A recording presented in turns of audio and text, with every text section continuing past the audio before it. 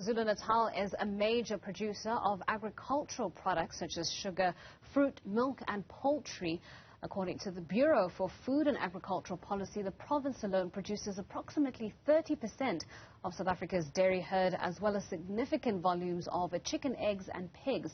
Now, there are growing concerns that the recent floods will have had an impact on the food value chain, affecting exports and possibly leading to a rise in domestic prices.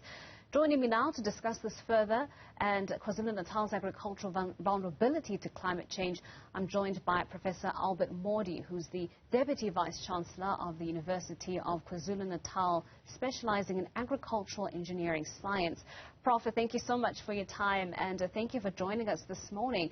I mean, given KwaZulu-Natal's significant contribution to the country's food sector, I think many of us are wondering if the country is at all at risk of any kind of food insecurity at this point.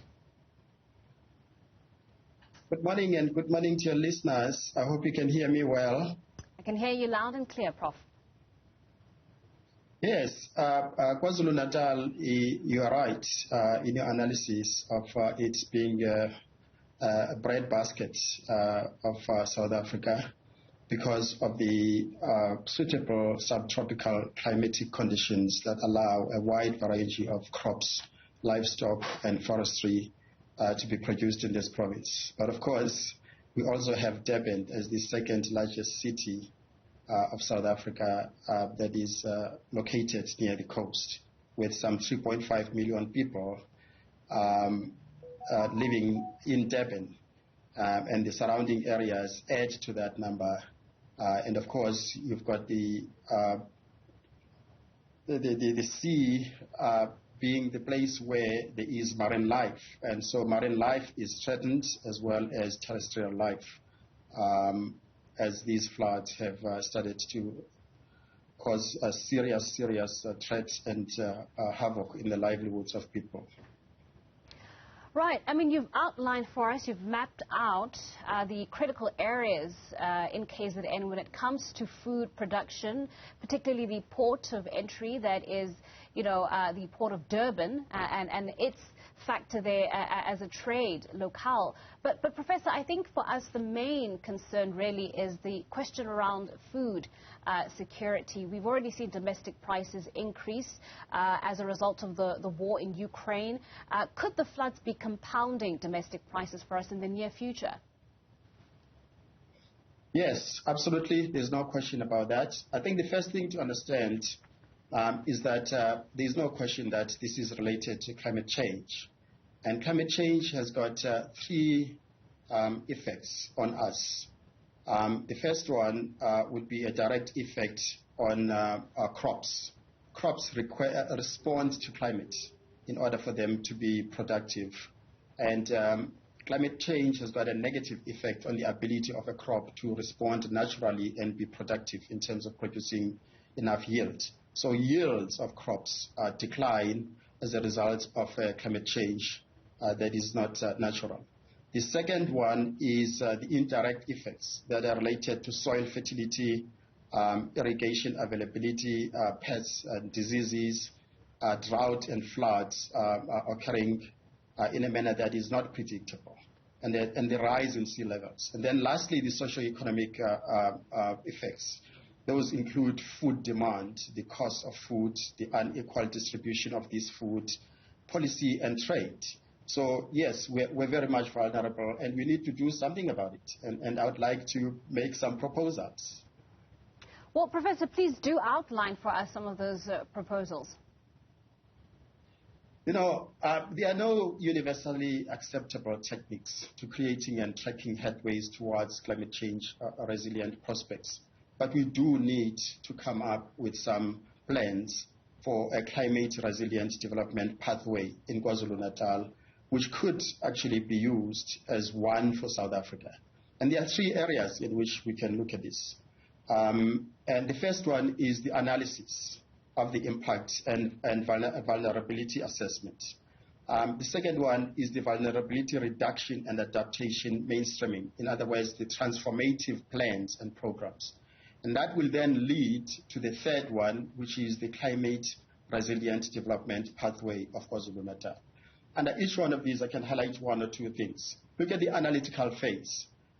Here, we need to define the socio-economic implications of climate change. What is the KZN greenhouse effects?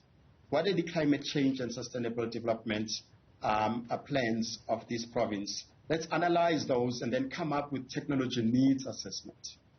Once we've done that, we then need the vulnerability reduction and adaptation mainstreaming. In other words, the transformative plans and programs. Where is the provincial communication plan where we can identify the risk and tell people through early warnings and give them escape measures? The provincial adaptation program, comprehensive disaster management program, climate change and gender action plan, climate change resilience funds.